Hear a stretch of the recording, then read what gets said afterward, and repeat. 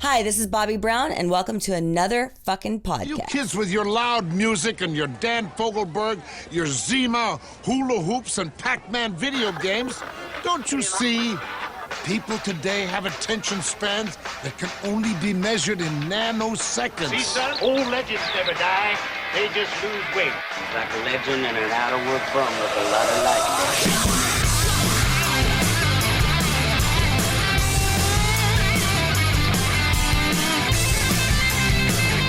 Hello, you crazy dick fucker!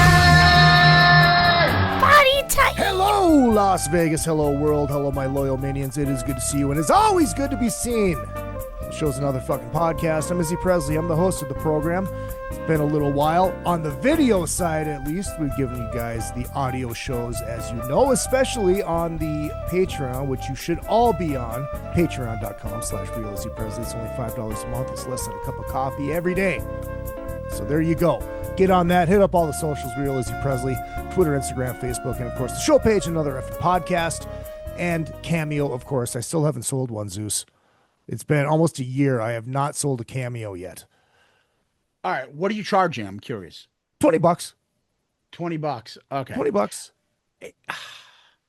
So, like, do you think if you lowered it, let's say you said $10, right? Yeah, are you going to get No. two versus one $20? Is No. so you got the same thing? No. I think because, everybody, please welcome my good friend Zeus from the Shout It Out Loudcast. Great to finally have him here. Get their book. We're going to talk about the book. Sure. We're going to go to cold kiss tardom, Elvis tardom, wrestling tardom. It's going to be a complete tard fest. I forgot you're wrestling. Dude, you know what's so funny is because, like, our kind of friendship became kind of new recently. Yeah. And there are so many tardoms that we are connected with. And that is, Kiss, Elvis, wrestling, and hockey.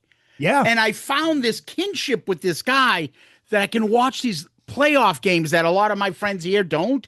And it's late night. And I can be like, hey, fucking Edmonton, man, they're kicking the shit out of Dallas right now. And I could have that conversation because you're watching it. Yeah. So- or listening. Or one of the two. Yeah. So it's great because there are a lot of tardomsons. I don't even know what word I'm making up, but there's a lot of that stuff that we have very similar.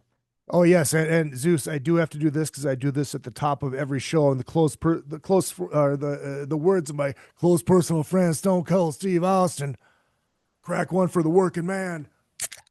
Oh, listen to you. Oh, I need to Goddamn. be doing that. I need to be doing that a lot. My 16-year-old just got her license. And so she's been taking the car. She got her license, like, I'm talking, like, on Tuesday. It's Saturday. Yeah, And that's so right. now that's she's right. like using the car, and it's a new feeling, right? Of Right. that. I remember when your parents would be like, drive safely. I know. Drive safely. I know. But I feel like if I don't say it that one time, is she going to drive safely? I don't know. Of course she is. So Safely to her as as a woman driver. yes. Oh, well, I'll tell you, though, I found out because a lot of people gave the advice. It's like women drivers, young drivers, the insurance is not as crazy as young drivers. Do you know on your what insurance is? Do you know what insurance is on a car here in Las Vegas? Oh, I can only imagine in Vegas. Dude, I have a 2017 Toyota Corolla. Not a nameable car. Not I miss having a car you can name. You can't name a 2017 Toyota Corolla. I pay $438 a month. Pesos? Oh no. So I'm sure you know, but maybe your listeners don't. I do bankruptcy work. Yeah. So one of the main things I always do, try to protect everybody's cars, all their property and stuff, and file a Chapter 7 bankruptcy and wipe out all their debt. So I always have to ask, what do you drive? I would say your car is a top 10 car of my clients that file bankruptcy have Really? that car. Yeah. Really? Yeah. I really will get, the Mercedes or the Audi or anything like that. I get Corollas. I get, Escorts. I get, I don't know, Ford F-150s once in a while. but they're general or Subarus. When I get the lovely lesbian ladies from Massachusetts, I get a lot of Subarus. I don't know what it is. My office attracts a lot of lesbians. I don't know what it is, but I'll take maybe it. are you wearing flannel around them? I don't know. It's spiky Massachusetts. It's Massachusetts. I love them. They're good clients. I'll take them. Oh yeah, absolutely, absolutely. Speaking of the Elvis thing, I don't know if you saw this, Zeus. This actually just came up in my news feed today. While you are here in Vegas for the Kiss Fest thing, do you know? That's me snoring, by the way. Yeah, I know. Do you know? This is the headline: Cozy up to Elvis's Las Vegas history. For only $20,000 a night, you can stay in Elvis's suite at the Westgate. You can stay in Elvis's room where he shot. It's basically his Vegas. Graceland. His Only $20,000 a night. Bachelor pad. Yeah. Yeah, right. Yeah, sounds like a lot of fun. I mean, it would be, but who's Right. got that kind of cash to throw away for a one-time excursion? But I did go to Graceland on my 30th birthday. So that was how many years ago? 21. 21 years ago. Almost 22. My birthday's on Wednesday, so almost 22. I merry fucking birthday ahead of time. I went in 2000. So I want to let you tell your story, but I have to tell you about how I went to Graceland. So I was moving. It was 2010. I was writing for RX Magazine, and I was moving to Florida. And I stopped in Memphis to go to Graceland, but I set it up ahead of time where I was going to do a feature on Graceland. So I got the full tour, like the museum and the planes and everything for free. And I just remember when they handed me, I still have the folder, the Graceland Elvis folder. I still have it with all the paperwork and all that kind of stuff in it. I almost started crying. And then I got onto the shuttle. And you remember did they have the headphones, the guided tour? You remember the first thing you heard when you put those headphones on? Welcome to my world. Oh. I lost it. I don't remember that. Yeah. I lost it. So you went to Graceland 20 years ago. I had a girlfriend at the time. I just opened up my law practice. Money was good.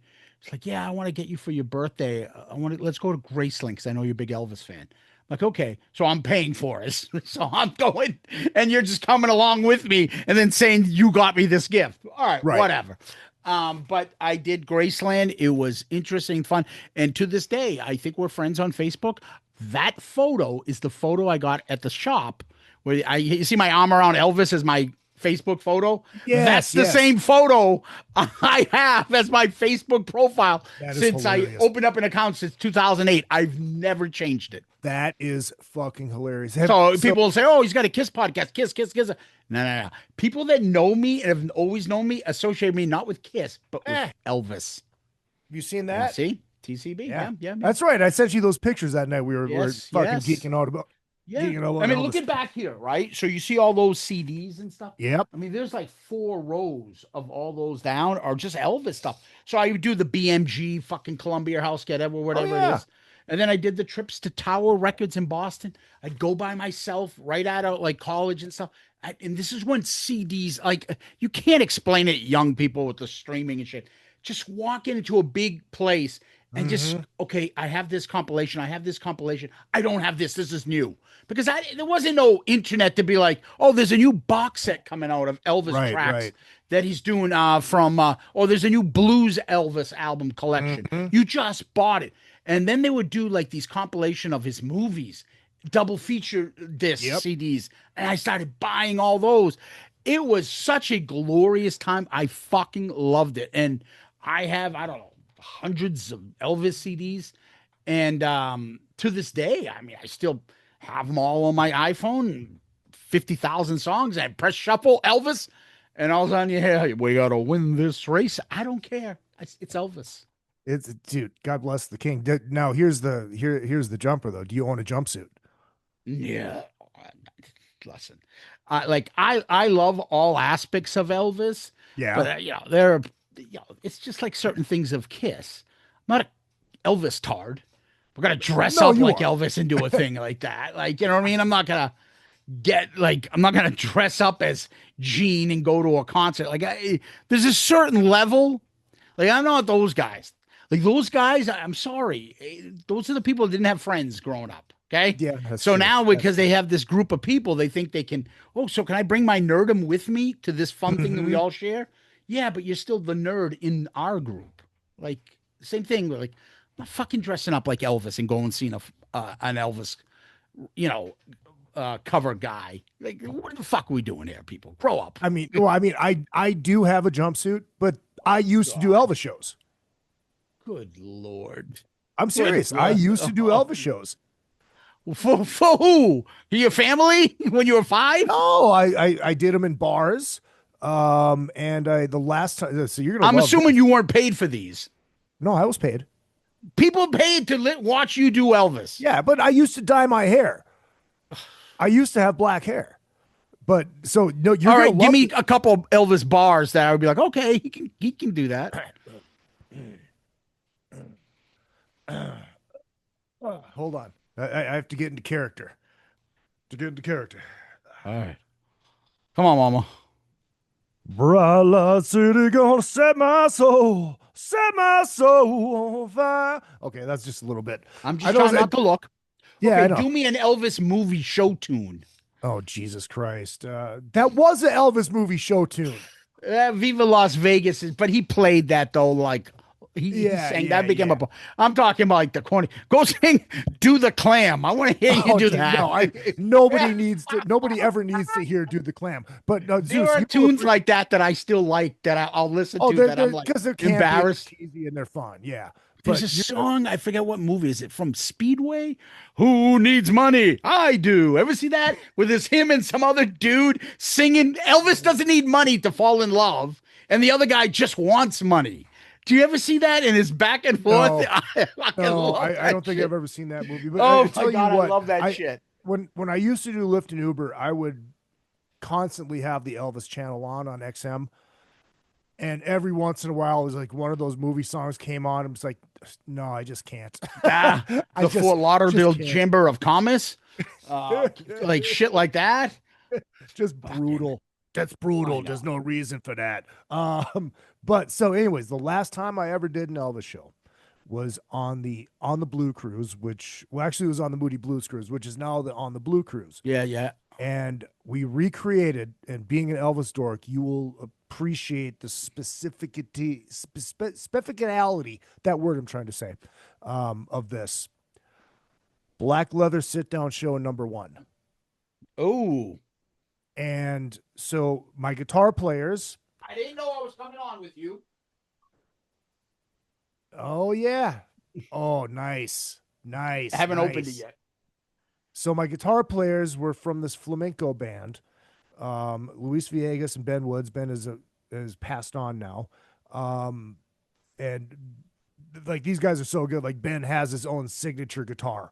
The drummer Mike Bennett, he used to play with Richie Kotzen. We mic'd up a folding chair for him to use as his drums because, as you know, DJ Fontana, was playing an empty acoustic guitar case. That was his drums. Yeah. In the sit down shows. And my Scotty Moore was Frank Hannon from Tesla. Oh wow.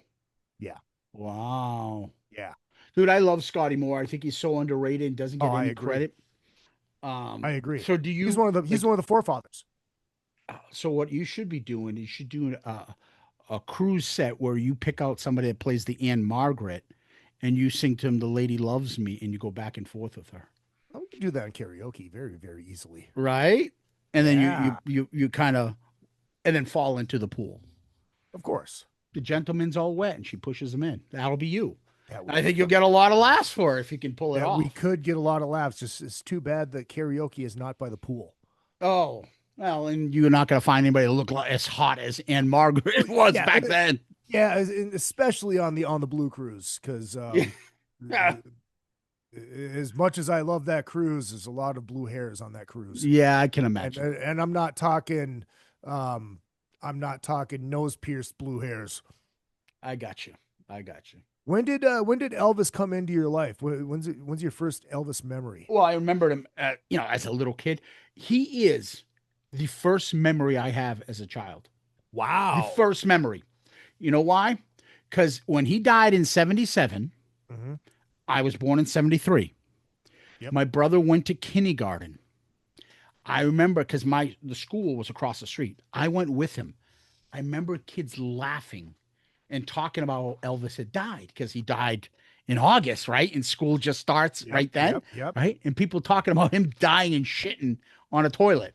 Yep. That's like one of my earliest memories. Like 3, 4, 5, whatever I was back then. You remember where it did? Like I mean, I'm just a cunt hair older than you. Yeah. Do you remember where you were when you found out? I remember exactly where No, I was. I just remembered like that kids talking about that. Like I don't remember anything gotcha. before that age. I was like 3, right? So if I'm 73, I was 4 years old. I don't have Yeah, I any was really 5. recollections before that. I would have been turning 5 because I was born in 72.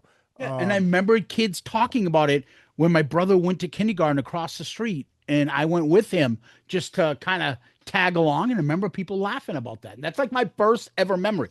Then Elvis, I was I think in middle school. I went to visit my cousins in Michigan, and one of my cousins, not the one that got me back into Kiss and got me into all that stuff, the crazy cousin Mike I talk about on the show, the middle cousin named George, like me, had taken a course in like high school about music, and he had that 50 greatest top gold hits by Elvis double disc CD, the white one. Yep. He's like, "You have any idea?" Like, I had heard Hound Dog and other shit. He played Suspicious Minds, and it blew my mind back then because I had no idea. I thought Elvis was, Hound Dog, Don't Be Cruel and stuff. I was like, wow. And he's like, "You have any idea what this guy's career is like in music?" And I went back, and while I was listening to metal, like Bon Jovi and stuff like that and Kiss, I went and bought that CD, and I fucking fell in love with it. And then I would try to find his TV or movies on. If it was on, I'd VHS watch the movies, and there'd be specials, and then there would be like Elvis is alive, Bill Bixby fucking doing a TV special about it, like anything I could get my hands on. And then just grew up buying CDs and getting into it. And it's one of those things that I didn't have that release. I didn't have that Elvis buddy to do this with. This was my own thing. I would buy Elvis books. I would buy Elvis music. Nobody else connected with me in that. Same thing kind of with Kiss until I met Tom. But Right. Elvis was my own kind of thing, and I found out. And that was middle school stuff I found out about him. Did you get into the conspiracy stuff at all? Do you at About least him being alive? do you at least enjoy the conspiracy stuff? I did back then when I got into Elvis in middle school and stuff like that. I'm telling you, there was a Bill Bixby show, who was funny because I think he was in a couple of Elvis movies with him. And I think Howard Stern and them pranked him. Did you ever see that? No. He did a live show. "Hey, people, you calling in, this, that." And then fucking, it was Stuttering John or somebody called in. I watched it. funny. And they pranked him live. It was a lady, a big fat lady named Gail something. She had written a book, and it was a big conspiracy that she wrote a book that was too similar to what Elvis would do if he killed himself and pretended he died, and hid it. And it became like a big special on TV, and she made a lot of money from it. And that's where I got into that stuff, only because it was just Elvis content. Yeah. Well, there's a lot. So I used to do PR, and I know which is weird because I'm a straight dude. But I used to do PR for this cat by the name of Adam Muskowitz, and he was the main guy in this film that never got released, called The Truth About Elvis. And they sit down and they talk to all these people that were around Elvis, and they talk to, did you know the story about the body snatch? Yeah, that someone tried to go and grab his. No, so golden- they were hired by Vernon to go steal Elvis's body because he was on a public graveyard, because they wanted to move him to Graceland. They did that to get caught. He hired them to get caught so they could move the bodies onto Graceland's grounds. I believe that. Yeah. Oh, it's one. They're talking to these guys. It's just unbelievable. But I saw the film. It just unfortunately no. I'll send you the trailer. The trailer is like, Yeah. holy shit, because you don't know. It's like you hear the nut jobs say, he was in my Burger King. It's like, okay, whatever. But then you hear some compelling stuff that's like, God, maybe that could be true. I'll send you the trailer. It's very compelling. And the same thing with the one, Gail Brewer Giorgio, something like that. What was her name? And then there would be like TV shows about it. And then the guy would be like, I visited Elvis's grave and I took a photo of the.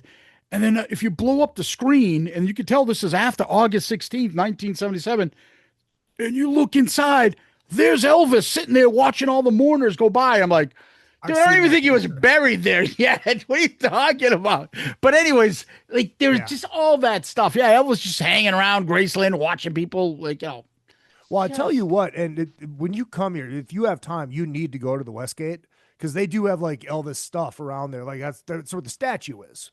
That was in front of the Hilton. Okay, I'll bring up another point. Did you ever have the DVD or the CD, Elvis: The Great Performances, done by George Klein? I do not. Oh my God! So that was one of the early DVDs that had come out. There were a few of them that came out that it must have. Obviously, Aloha from Hawaii. Obviously, the first edition of the '68 Comeback Special on DVD, or not back then VHS, but then I got them on DVD. The other one is the Elvis Great Performances. It's narrated by his good buddy, part of the Elvis Mafia, George Klein. It is. He was on Klein. GK was on before he passed. Was on Elvis Radio. Yeah, so that's what he did. He was the disc jockey in the local area, and he was Elvis's friend throughout and part of the Memphis Mafia. So he narrates this, and in this DVD, it's just all the greatest video clips. So all of a sudden they'll cut to, Elvis doing "Baby, I Don't Care" from Jailhouse Rock, and then they'll cut to him doing "You Gave Me a Mountain" from Aloha. Then they'll cut to '68 Comeback Special, Guitar Man, right? Mm-hmm. Just all the great. And then they show what made everybody go nuts and made him get filmed from the waist up was his version of Hound Dog on Milton Berle, where he just slowed that groovy bluesy and he kept fucking humping everything. And then they show him from the waist up, and then Steve Allen clip. It is incredible. It's just a fucking great, great video. And that's the stuff. I must have watched that and listened to that CD over and over and over again, from him on the Dorsey Brothers show doing Money Honey and all that stuff. It's fan-fucking-tastic. But what I love, and there's a part that he says it, and this is the truest thing, because you're in Vegas, remember, and one part in the videos, George Klein goes, until this day, Vegas has never seen anything like Elvis. No.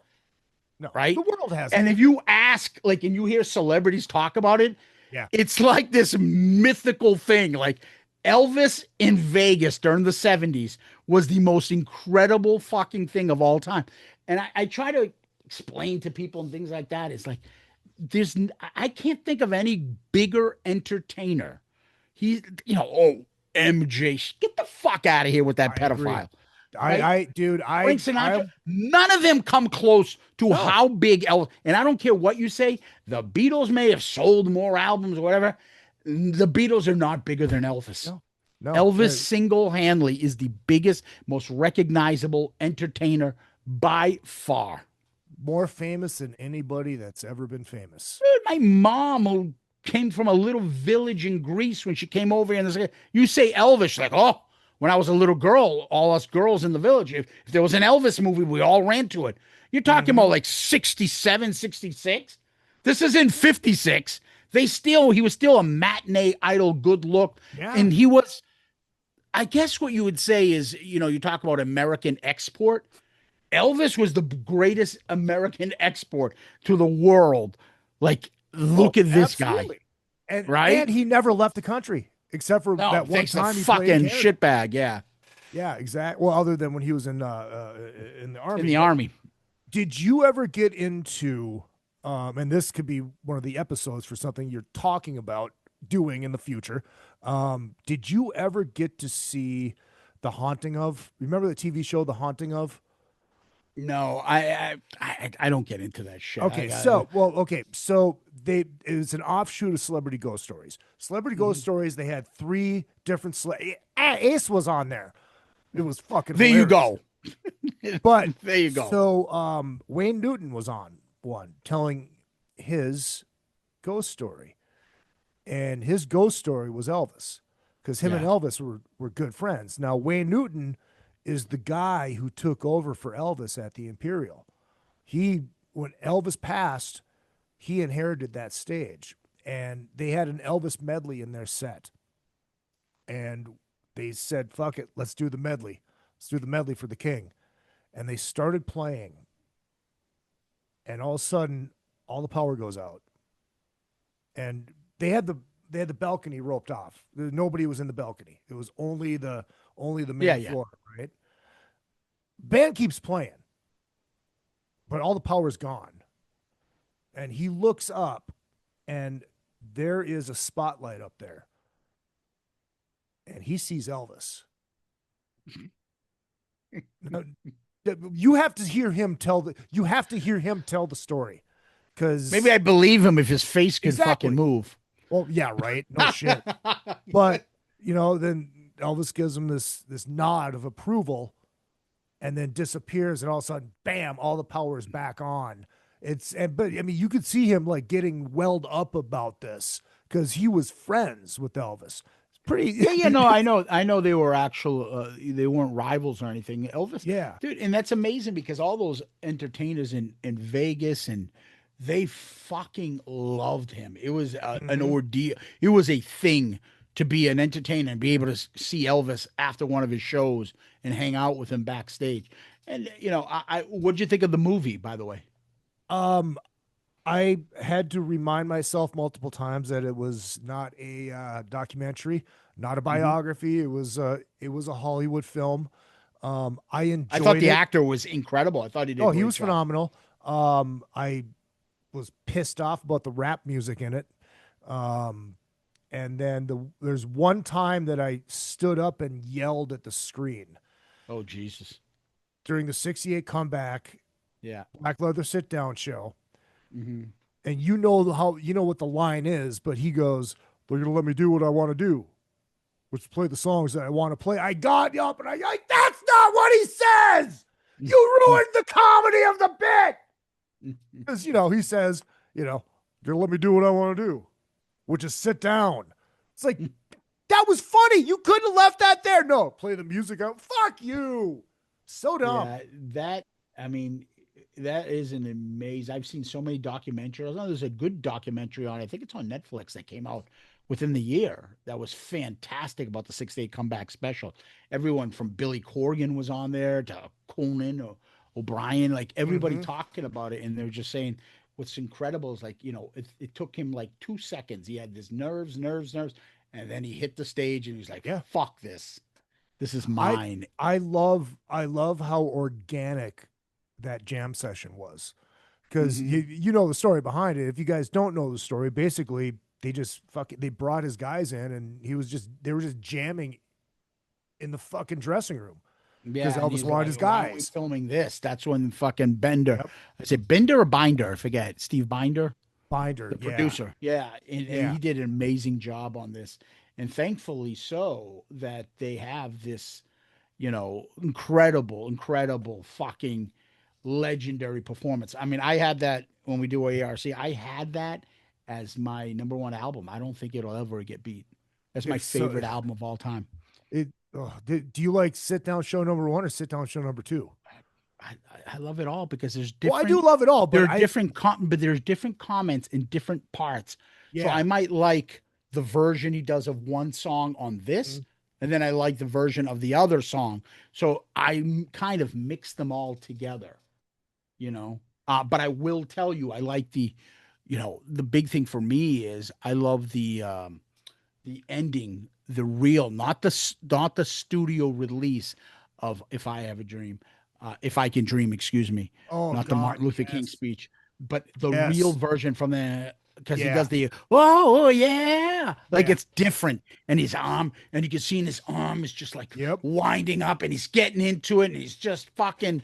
Oh my god, it's just off the charts. I get emotional every time I Oh, see dude, it. So- I get chills every time I watch that. I get chills. I get chills. So like, when I see Firehouse, I have to say it like that because that's how Stone Cold Steve Austin said it. God damn it, I love Firehouse. I think I've told you that story About I did- Firehouse. about Stone Cold when I was at his house. I think so. Was it? Yeah. So I have two stories on him, and I think one's from you, and the other one's from David LaGreca, that constantly texts him that Mr. Speed is the best Kiss song, and he Oh, that goes, is "Shut the funny. fuck up," and he'll text him back, like something like that. But I'm like, but I think I remember your Firehouse story. Tell me it Yeah. again, please. But so I took Don Jameson over to Steve's house to do his podcast, and it was just Don, and Steve's like, "Well, goddamn it is, you got a podcast? Why don't I give you a microphone?" I'm like, no, no, this is Don's interview. He's like, "All right, well, if you want to say something, just pop in."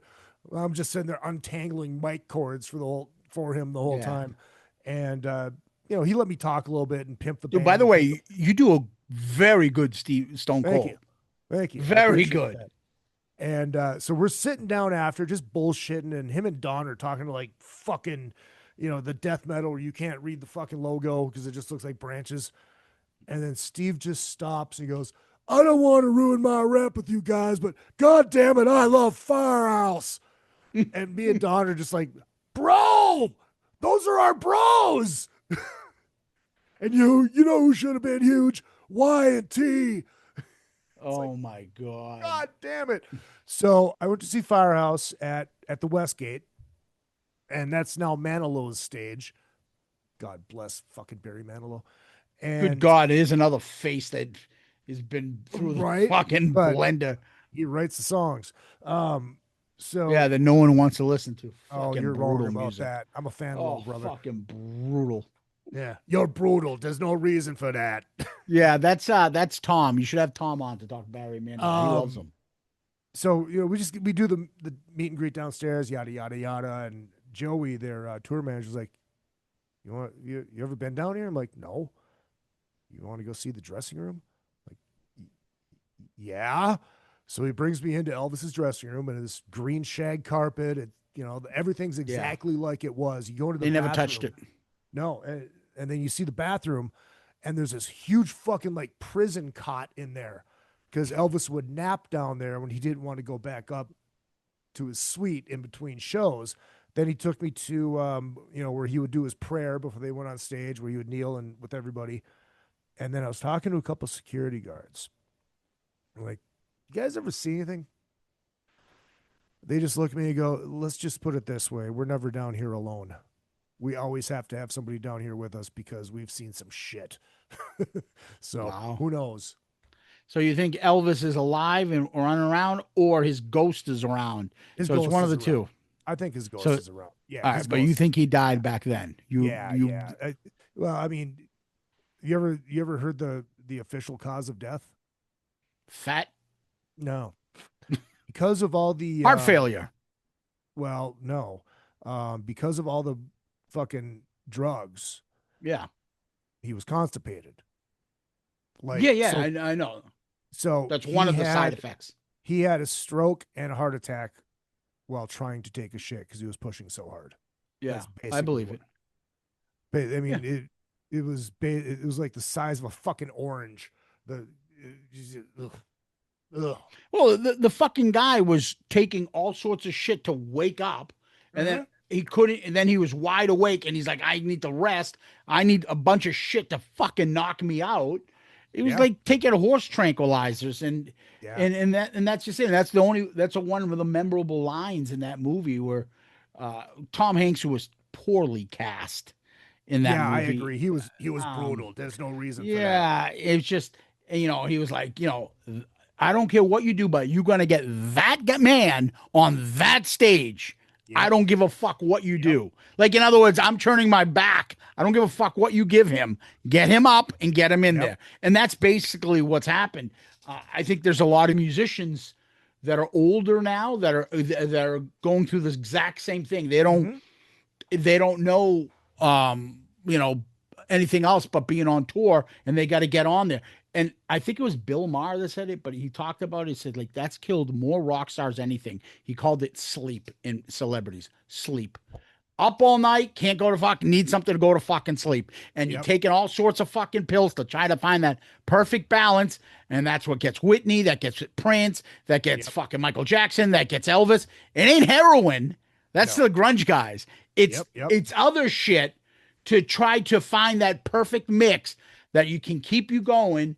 And a lot of it's the enablers, man. And if anybody had enablers, it was Elvis. Well, of course, because when you're getting 50% of that, you're enabling. Yeah, and there's unfortunately, you have that lifestyle to live with them. Hey, we're having fun, man. I love to fucking go on four-wheelers. You know what? Fucking get four-wheelers for 15 of my friends. Hey, can I be one of your friends? You know what? Fuck it. We're all going to Vegas. Everybody, here's 10 grand. Like, it was insane. It's so weird when I lived in LA for 8.5 years, and doing Lyft and Uber, mostly only Lyft when I was in LA. You would pick up old timers, and usually when I had old timers, I would put on the '68 Comeback Black Leather Show, sit down show #1, just because it's easy, it's nice. They usually love it, yada yada yada. And this dude's like, I was a car salesman at the Cadillac shop. Oh, Elvis came in. He bought us out. I believe that. And it's just hearing shit like that. It's like, fuck, you kidding me? Did you ever see that? It's so cool.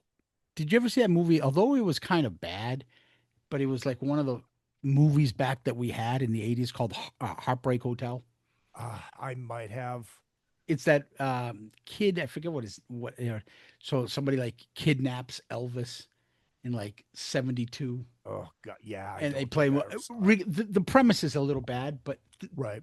It's Elvis. And so in the beginning of the movie, he's like at he's at various concert reading his mail. One's from Richard Nixon, and one's like, "Hey, dear Elvis, I can't make it. My sister's got into an accident. This and that. It's like, life ain't fair. This ain't good. Send her a Cadillac." It's like it's part of the lore, right? Yeah. I mean, that's the shit. Everyone knew that Elvis would buy people Cadillacs. Oh yeah. Well, I heard the story, and everyone said, "Oh, he was a racist motherfucker." No, he come on. He was not. No, that's just fucking people being retarded. But it's the same thing with Bill Clinton. He grew up in that area. He grew up with black people. He is the least racist. Same thing with Elvis. He grew up with them. He had no problem. He emulated it because that's what he was surrounded by. That's what he liked. And sorry that he's good looking and talented and white, that it becomes across. This whole fucking cultural appropriation bullshit so dumb needs to go fucking away. I agree. Right? Because it's just nonsense. When someone's being phony and fake. When Vanilla Ice tries to act street, that's fake. Yep. Okay? Because, the same thing. All of a sudden now, middle-class guys, half the guys are, Drake is street? I mean, what are we doing? Yeah. It doesn't mean anything. When someone's real and some's phony. Right. Elvis wasn't phony. Or like when Paul tries to act straight. So there... You said that, not me. It's a joke. It's a joke. I just did the Paul Stanley. You listen, Emerson, Lake, and Palmer, not me. Not me. And who was the first person to congratulate them on Twitter when they went to the Rock and Roll Hall of Fame? Paul Stanley. Fucking Paul Stanley. Is there I call it all the time. Like anybody that dies that's famous, Paul needs to be in that list of celebrities are praising the loss, are remembering Brian Wilson. Celebrities are talking about Sly and some. I remember going to concerts and seeing a 3 bill of Sly and the Family Stone, Led Zeppelin, and Cream. Like, what the fuck? Cream would have broken up. What are you talking about? Just my parents would play Beethoven, Schubert, And I would like, dude, stop trying to impress everybody with everything you. I used to drive people to see Elvis Presley. You don't have to say Elvis Presley. You can say Elvis. Yeah. You say fucking Elvis. jackass. We know you're not talking about fucking Gerbach. Yeah, Costello. Oh, fuck like him. fuck him. Yeah, but so yeah, it's aggravating. I mean, obviously that's what Paul does, but with Elvis, it's just again, there's nothing bigger. He's the greatest entertainer, the biggest name, the biggest and best of everything. And I still get chills when I said it to you earlier when I said, till this day, George Klein goes, no, Vegas has never seen anything like Elvis. No. And I mean, man, we fucking talk about him all day. Yeah. Oh, dude, absolutely. I mean, fuck, I've touched one of his cars. Danny the Count Coker has one of his cars. Oh, wow. And it's not a Cadillac. It's, I can't remember what it is, but they've recovered a certain amount of these cars, and the only serial number that was missing that Elvis had, he has. So it's Elvis's car. So, but yeah, he let me sit. And I'm just like, you can just feel the aura. It just chills. It's just chills because Danny's a fucking Elvis dork too. Complete Elvis fucking dork. I do have to wrap up pretty quick, but we still have a little bit of time here, Zeusy. Tell me about the book. And let me say this: you guys are the fucking most brilliant motherfuckers on the planet for this. Because the book we had you in it. Well, there's that. Okay. But it's called Raise Your Glasses, and you got a ton of Kiss geeks to talk about Kiss songs. And the brilliance of it, for us to see it, we have to buy the book. So that's guaranteed sales right there. Fucking brilliant. On Amazon or our website, shutteroutloudcast.com. Right, or that link is in my links as well. Oh, and it has been for a while. So when did the idea come up, and how long did it take for you guys to actually decide, like, okay, we're going to do this to it happened?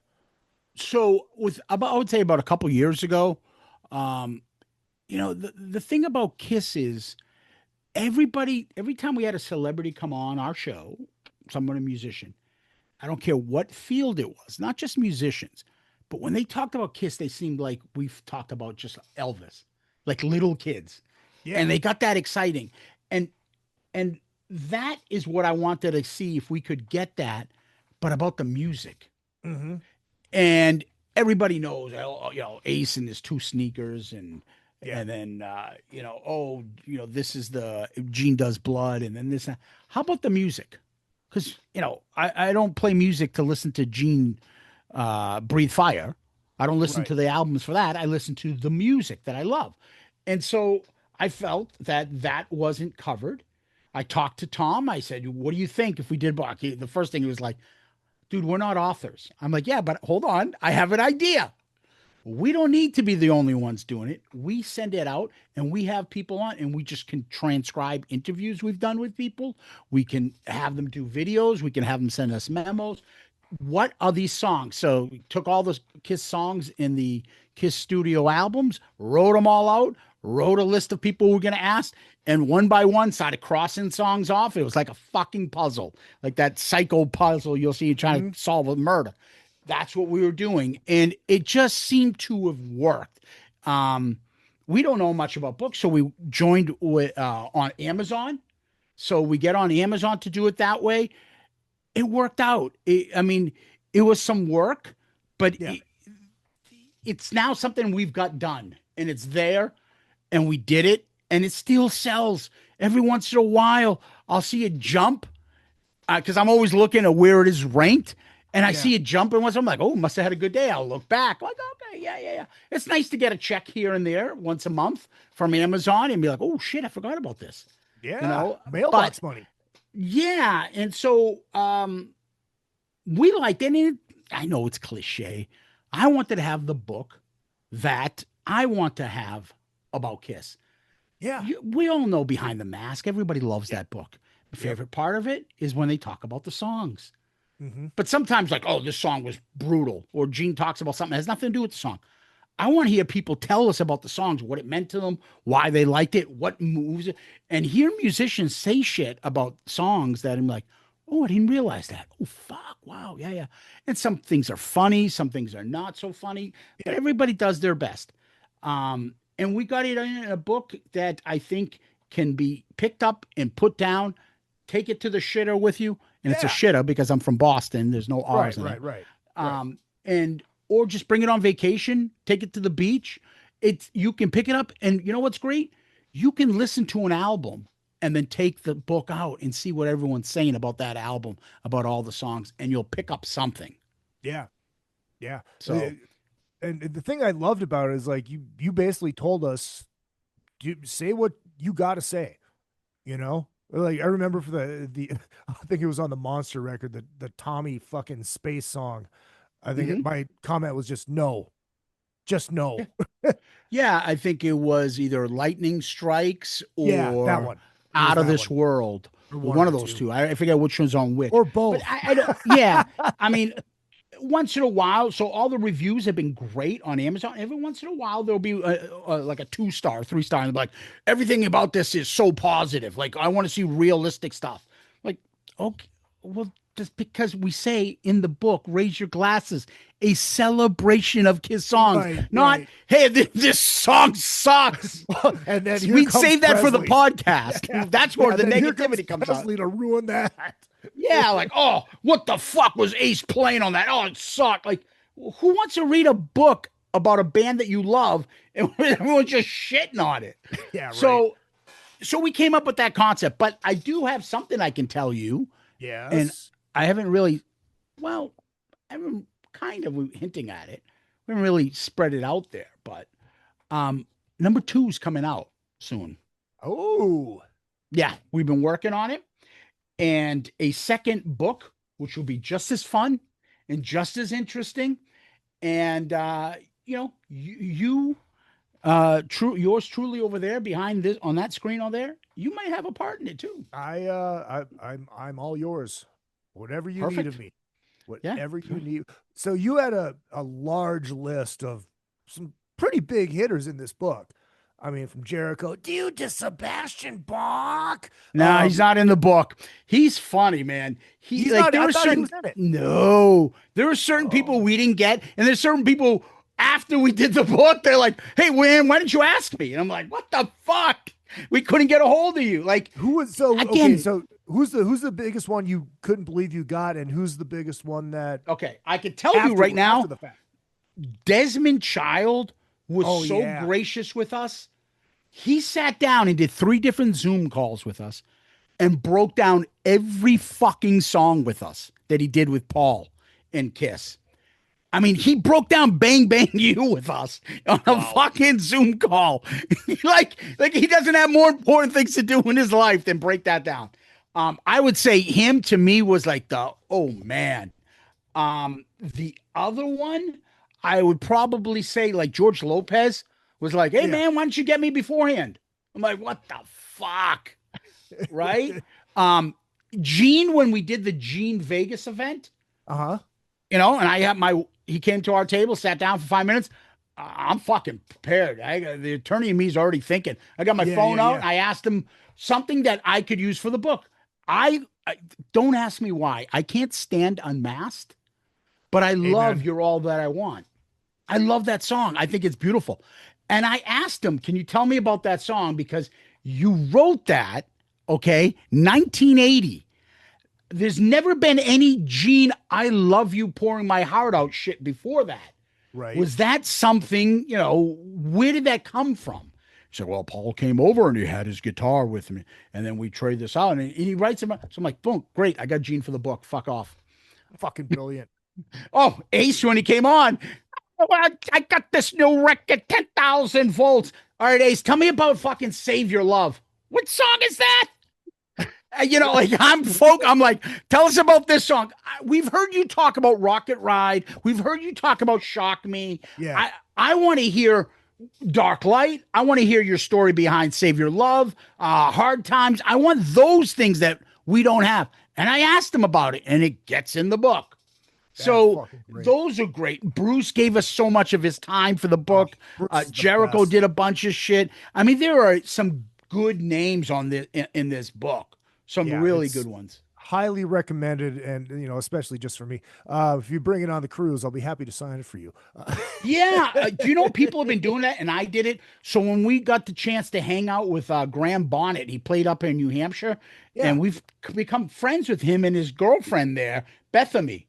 Yeah, Brought the book with me. I'm like, here, this is a part you wrote about fucking, I don't know, I was made for loving you. Sign it. And he signs right over that part, and I love it. And eventually I'll try to get more people to do that. that's fucking But awesome. it was amazing. We had, Ace, Ahmed Zappa, Allison Hagendorf, comedian Gas, Eddie Eddie did a bunch of shit with us. Holly Knight. So we got up like 9 songwriters that came on and did this book. Jason Hook, Jolyn Turner came on and did it. People that we've had on the show, we can get away. Rudy Sarzo, Stevie Vai did a couple songs for us. Wow. So we got chance. Anytime I had a chance to get somebody on, I would ask them the question. I didn't want to lose out on that opportunity. So That's, Ace, how many fucking bags of blow did you do to write Ozone? Exactly. I mean, whatever. Yeah. I will tell you, him and Steve Brown, when they came on our show, I was like, dude, right before the book, I'm like, dude, I am asking him. I got to get these songs on, but you got to try to keep a straight face and like, what did he just say? Like, Yeah.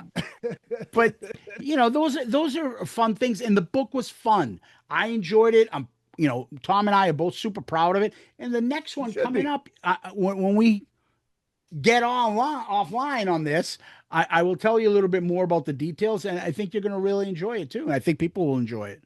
I can't fucking wait. Zeus, how long have you guys been doing Shout It Out Loudcast? I know you're over 300 episodes, right?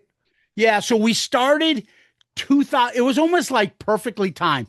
2019. This is our 7th year, right as the end of the road started. We do 2008, and they're like, "Kiss is done," and we're like, "All right, well, here we go." And again, as I said about the book, same thing. I didn't listen to podcasts. I don't know about you, but I didn't have anything to do with podcasts. I didn't know anything about it. Tom got me on because I was like, "Hey, I'm going to start running. I want to get in better shape." And he's like, "Oh, you got to listen to podcasts when you do it." What the fuck a podcast? And then he would tell me, and I'm like, "Dude, you mean any topic I can think of, I can listen to?" And he's like, "Yeah, so Kiss." And I found Kiss podcasts out there, and I know a few of them are your friends. And I listened to them. And because the subject was rare for me to listen to, I enjoyed it. But part of me is like, dude, how do you make Kiss boring? Like, this isn't what I would be doing or what I'm be talking about. Like, I had all sorts of like ideas how I would do it. And I said to Tom, "Hey, what if we did our own?" And he's like, "That sounds great. Do you know how to do a podcast?" And I'm like, "No, we have no insiders. We don't know anybody in the music business and like that. Tom's a correctional officer. I'm an attorney. I just like music, and this is 2019, and I'm like, all right, let's come up with a strategy. You do all the social media, I'll do the editing." I fucking went on YouTube, checked out videos, Googled shit, learned how to do it, and we started putting up shit. I knew we had something special. Well, I think it's our 7th episode. We did smashes, thrashes, and shit. Top 15 worst Kiss songs. And we were cracking up laughing. And all of a sudden we started getting feedback and people were like, "Wow, you guys are different."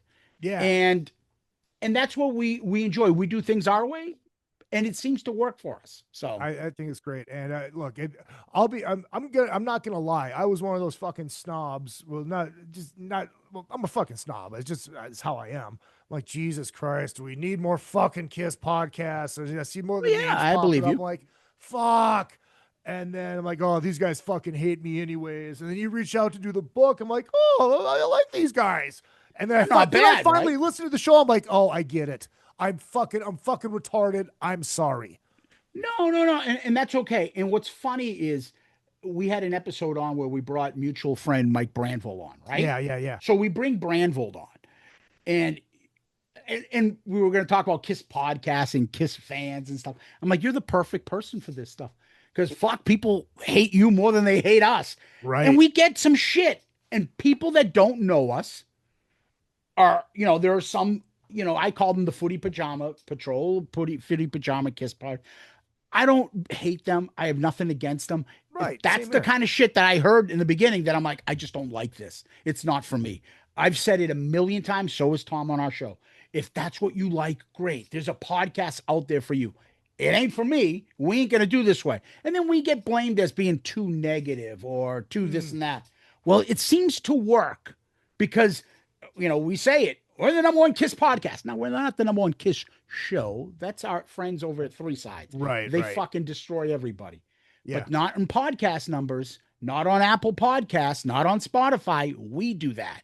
We're not the visual stuff, and we never were. We start to do some stuff now, but we weren't. And we say that, and all of a sudden, people, who the fuck are these guys to say that? Now we're the number one pod. Oh, yeah. No, yeah, but we actually have numbers that can show that we are number one. Yeah, there's a ranking there, and you show me the next time your podcast is on there, I'll show you ours every week. So, and you know how it works.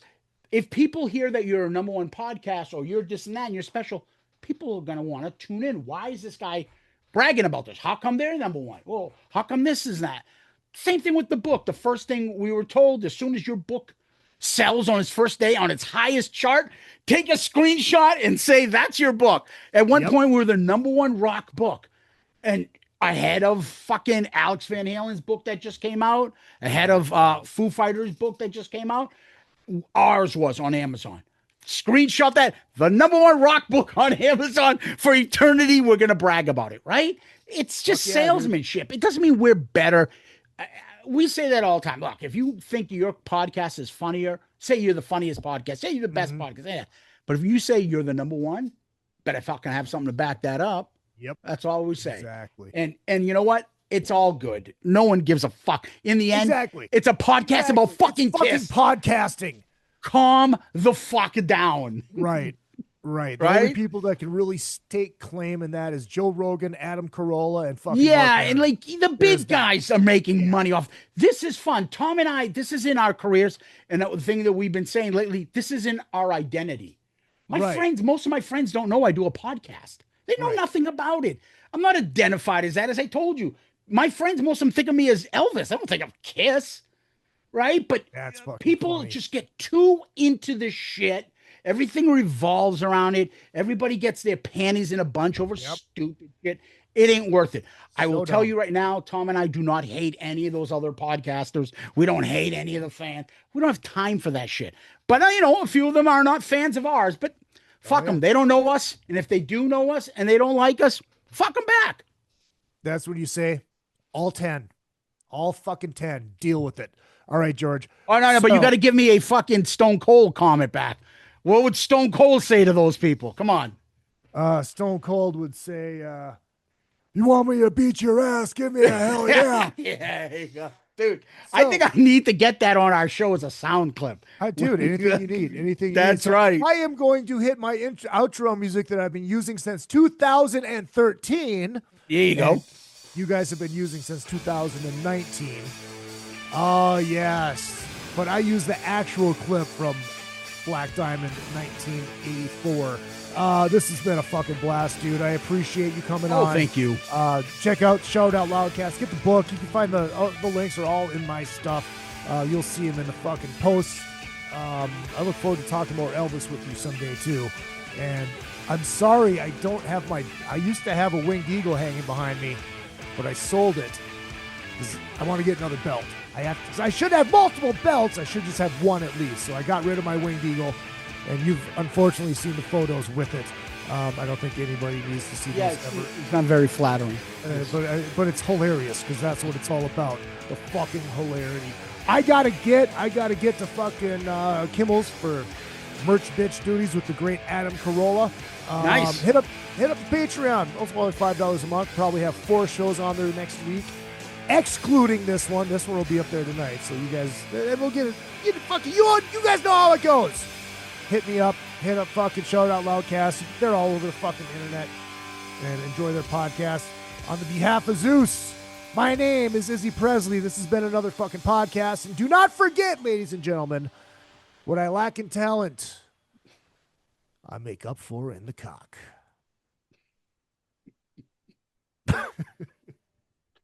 Dude, I have to fucking look at another guy say that to my face. That's just one of those, like, what the fuck?